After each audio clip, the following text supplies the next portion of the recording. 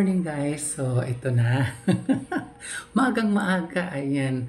Wala pang lipstick ang lola, ayan. Susubukan na natin to. After 2 days, nilagay na natin sa ref, pinalamig, so susubukan natin. Unahin natin kung ano ang lasa nitong lemon. Kunti lang.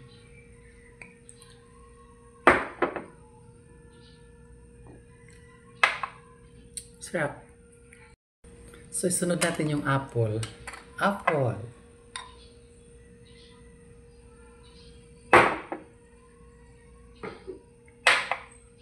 Sarap. So, sunod natin yung cucumber. Ayan, cucumber. Cucumber.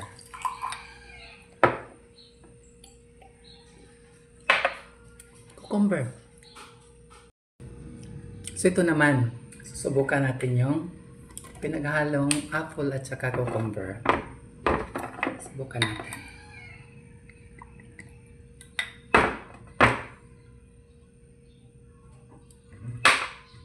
Masarap.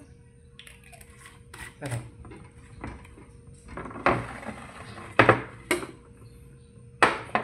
Tapos ito yung pinaghalo nating yung apple, cucumber at saka lemon. So, dahan-dahan lang sa ang napansin ko nito, nag-aano siya. Ayan Ayan. Nag-ano siya na bubbles. Ayan Ayan. So, subukan natin. Baka masarap.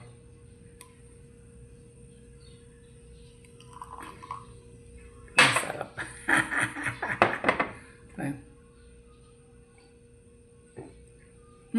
Masarap.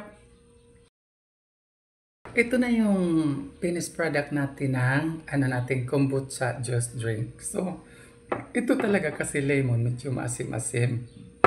Tapos itong apple ang niya, ang sarap niya.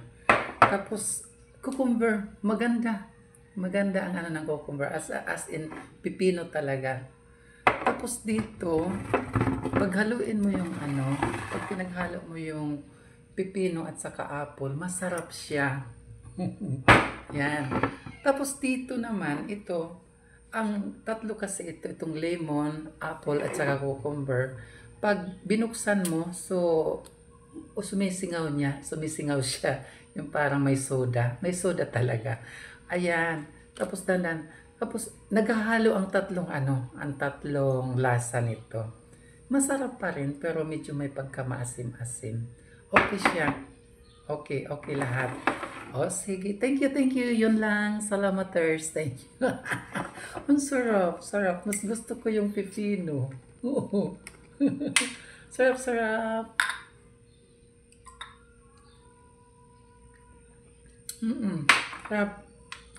So, great morning. Salamaters. Thank you.